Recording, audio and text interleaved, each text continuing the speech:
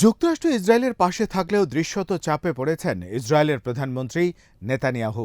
কারণ যুদ্ধের সমীকরণ পাল্টে দিতে এবার মাঠে নেমেছে 4টি পরমাণু শক্তিধর দেশ।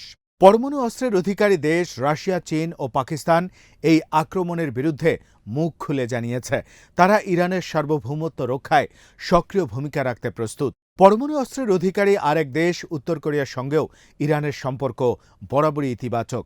রাশিয়ার সঙ্গে সুসম্পর্কের কারণে দেশটি ইরানের পাশেই যে থাকবে তা নিশ্চিত করেই বলা যায়।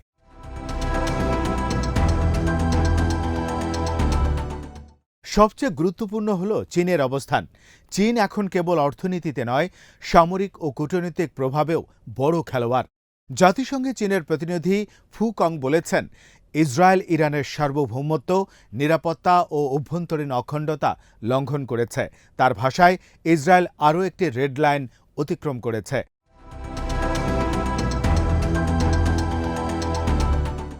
সামগ্রিক এই পরিস্থিতির মধ্যে রাশিয়ার সশস্ত্র বাহিনীর সামরিক রাজনৈতিক বিভাগের উপপ্রধান মেজর জেনারেল আপ্তি আলদিনোভ এক টেলিগ্রাম পোস্টে বলেছেন, তৃতীয় বিশ্বযুদ্ধ শুরু হয়ে গেছে। রুশ সামরিক বাহিনীতে যথেষ্ট প্রভাবশালী হিসেবে পরিচিত এই জেনারেল তার টেলিগ্রাম পোস্টে আরও বলেন, ইসরায়েলের হামলা শুধু একটি আঞ্চলিক উত্তেজনা নয়, বরং এটি বিশ্বযুদ্ধের সূত্রপাত।